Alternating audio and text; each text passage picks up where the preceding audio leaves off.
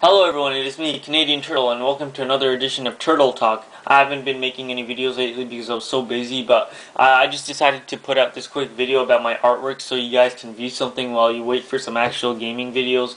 And for those who don't know, yes, I am an artist. I used to make lots of artwork back in the day, ever since I was a kid, up until 10th grade. I did a lot of drawings and stuff, but after that, I just kind of lost interest and I didn't really feel like it anymore. Well, I do still draw every now and then, but not usually like I used to. And I'm very sorry if I don't have any gaming videos up in this channel lately. It's just that I've been super busy. I have my schoolwork because I'm gonna go to college in like 2 months, and I have to study for my exams. And alongside that, I have to go to work. I work at a restaurant for now, but only until college starts. And I've been so busy with that so much that I didn't have any time to play video games, make videos, or get active, or hang out with my friends. But hopefully things will start to get better soon once I go to college. And anyways, let's check out the Turtle Museum of Art. And okay, so first off, we have a mecha drawing. Now, when you look at this picture, you're probably thinking, "No way, you did not actually draw that." Yes, I actually did draw that. You see, what I do with my artwork is that I draw them by hand, and then I upload them on the computer and color them using a program called GIMP. And it's basically the same thing as Photoshop, but I hate coloring by hand because it just never looks good when I color using physical coloring tools. The only time I'd ever consider coloring by hand is if I had Copic markers, which I don't have because they are very expensive. Like, I don't know, they're like $100 for a set or something. And it's just not worth investing for me. Anyways, this is the first mecha picture I made, and I did this a few years ago. I wanted to make a picture of a tank, but I wanted to add my own flavor and unique style to the picture, so I decided to add like a steampunk styled art style. I love that, and I wanted it to be goofy too. Because if I just made a picture of a tank, that'd be really boring to look at. So I put like a duck head on the tank, as you can see here. And I named it D Mecha 001, which stands for Duck Mecha 001. And also the Chinese writing, I just put that there so it looks like it was made by some professional Chinese or Japanese artist. I wanted to trick people at first so I could tell them, hey, look, this picture, it was made by some guy at Square Enix. They're making a new vehicular robot fighting game, and sometimes people would actually believe me, and I always find that amusing. And alright, so the next picture we have here is Missile Mecha 0801. And this is my very own version of Bullet Bill or Banzai Bill from the Mario games. I always liked the idea of smiley face on a nuclear bomb. So I drew my own with my very own style. And alright, so my next picture is one of my favorites, and that is Kamikawa Offense Mecha 1.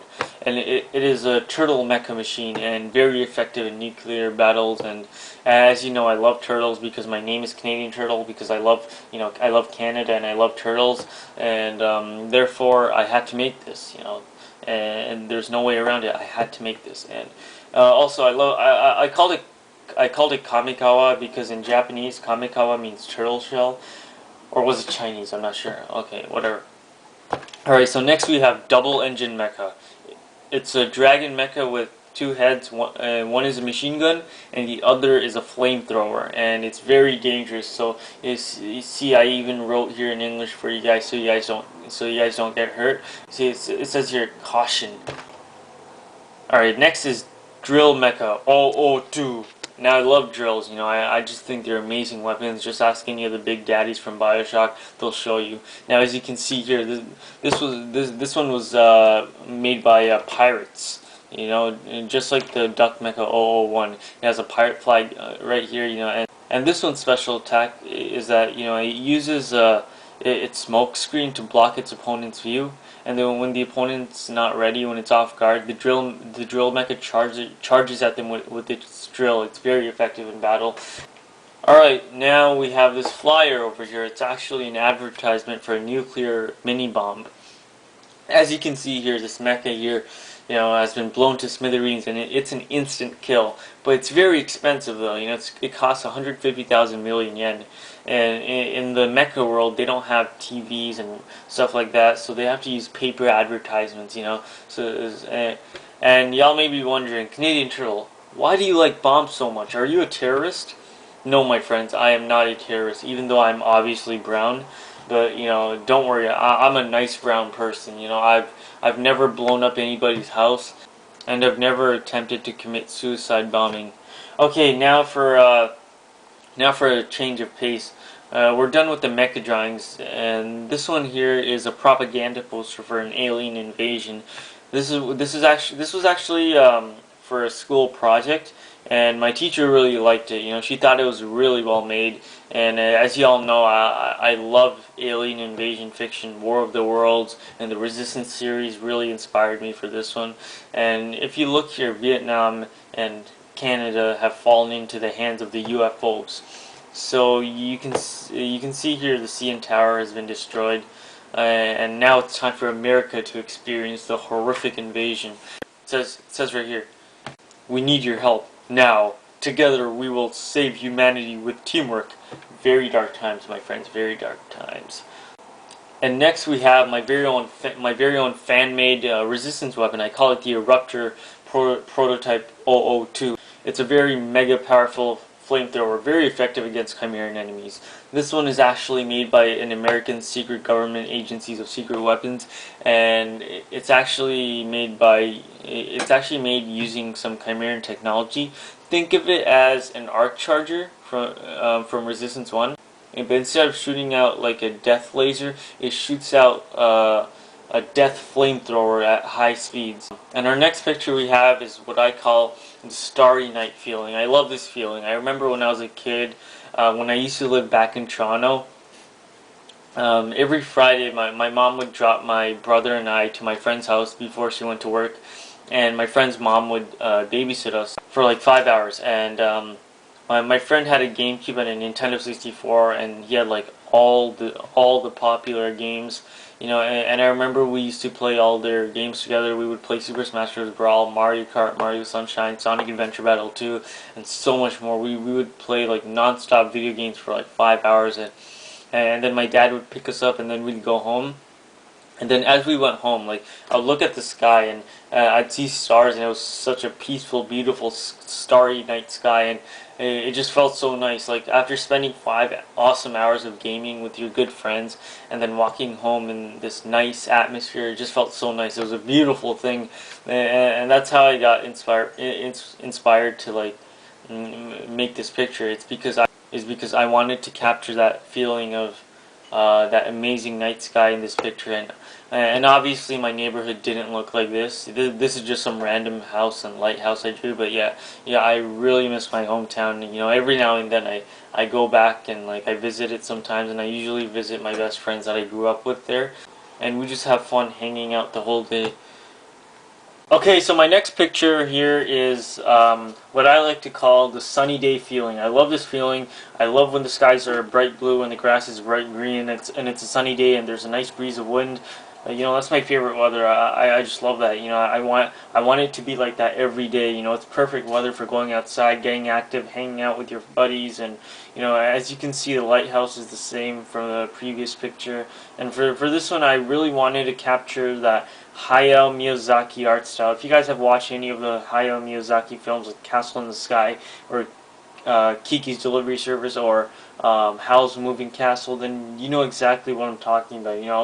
I was trying to capture that same weather and feeling as the movies. Like when people see this image, I want them to think, "Wow, it looks so nice and peaceful." I wish I could be there to experience that amazing weather, and that's the sort of reaction I was aiming for.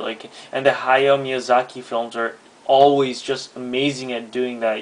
And it's just they're always so amazing at doing that to the viewers. Like the movies give out these amazingly gorgeous and peaceful scenery, and it just makes the viewers think like, wow, I wish I could be there. It's such a such a beautifully crafted world. And alright, so my next picture, behold, I call it Alien Invaders. For those who don't know, I love classic space shooters, whether it's Gradius or Space Invaders, or modern releases like Geometry Wars or Super Stardust HD. I never get tired of those, and this picture is dedicated to all the classic top-down or side-scrolling shooters out there. And as you can see, the battleship just got the 3 spread gun, which we all love in these type of games. Okay, so the next picture I wanted to show you guys was the F-Zero drawing that I made. Just recently I really got interested in the F-Zero franchise. I actually plan on buying the original Super Nintendo version of the game on the Virtual Console when I get my Wii. For those who don't know, yes, I'm getting a Wii. I'm a huge Nintendo gamer, and I can't wait for it.